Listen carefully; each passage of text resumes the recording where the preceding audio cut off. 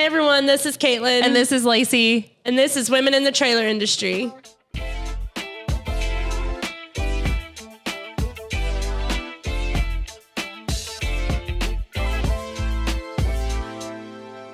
Today we want to talk a little bit about company terminology, what it means for the company to just really be speaking the same language and what that looks like for your employees and your leaders. Yeah. So you may be thinking, why is that even a topic? Why is that even important? For a long time, we didn't really find value in it because we didn't really know. It was kind of the unknown. Mm-hmm. After, doing a few sessions with our EOS and starting to have that be our conversation of what is terminology? Do you use it? What is everybody calling this or this or this? We started to realize, crap, people are calling the same thing 5 different things, and no wonder we can't get on the same page, because when someone says retail, are they really talking about cost? When somebody says cost, are they really talking about, is that cost a total cost or is that margin just margin? Like, what are we talking about? Right. Yep. And so how do you just throw out a word and apply it to your team? Do they know what that means? To be able to move forward? Yep. And in our quarterlies, we talk about, do we know what done looks like? Yeah. So that's kind of what we've been doing in our meetings is, do we know what this means? Mm-hmm. Do you really know what this means so that we can reach that end result? And then also words matter. So how you phrase those words, how they come out, how you set up your company and your core focus and things like that. So one of the things that we created was a unique proposition value. And so what is that? So one of the ways that your company, what sets you apart? Why are you unique? So we decided that one of ours would be the acronym CAS, which stands for Convenience, Access, Simplicity, and Speed. So what we focus on is for our customers and for our employees being the most convenient, having everything be streamlined and be convenient to both set up your SO, put in your order from the website. And then once it gets to you, it's going to come to you, fast. You have access to information and resources, and it's going to be simple to get those things and to get the fulfillment of that product. So that's why one thing that we can be different and unique in, and that's what we strive to do, but we've kind of coined the acronym CAS on that. Yeah. So we can tell that to people, to our employees, and they know automatically, is this process CAS? Is it going to be convenient? Is it going to be easy access? Is it going to be simple and have speed? They know that that's what they're looking for when we say that. And it kind of makes it just a little bit fun, right? Yeah. And even for your customers too, that helps them know what you stand for. What are you offering that is different from other people? We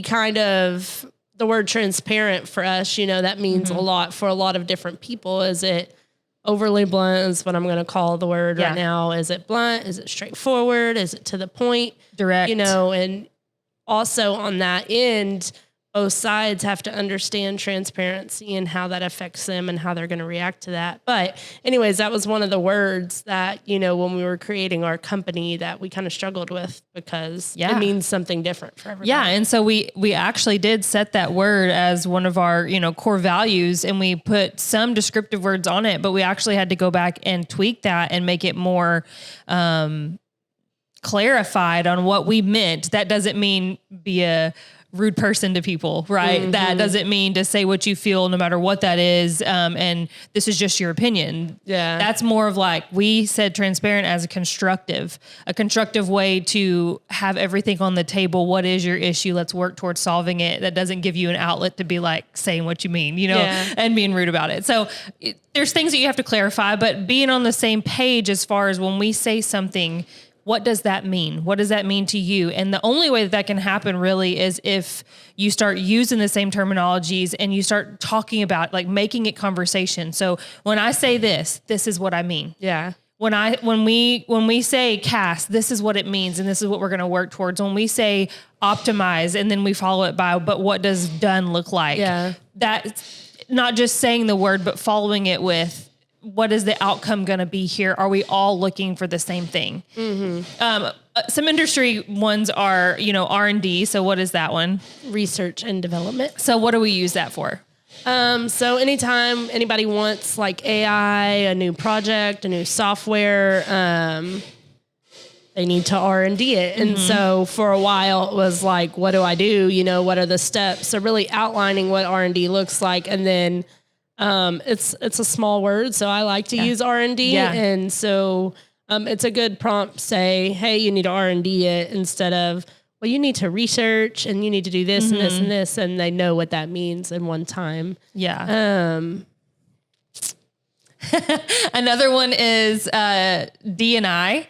So we do, we also use this, and these two are some that, you know, lots of different companies use. This is not just specific to us, but D&I is develop and implement. So after you've researched, then you need to develop whatever it is that you're going to use and implement it. So we use that a lot for, just moving the needle, right? So you could always talk about like, okay, well, we would really like to do this. Okay, research it. It kind of just falls there. Yeah. What happens then, you know? And so we've really gotten into the habit of using, develop and implement, D&I it. So after you have researched it, you need to develop whatever this is, get it approved. And once it's approved, it actually has to be implemented. Yeah. And it's kind of fun in the meetings when they're like, well, let's just say better optimize my time. Okay. So how are you going to better optimize that time? Are you implementing it?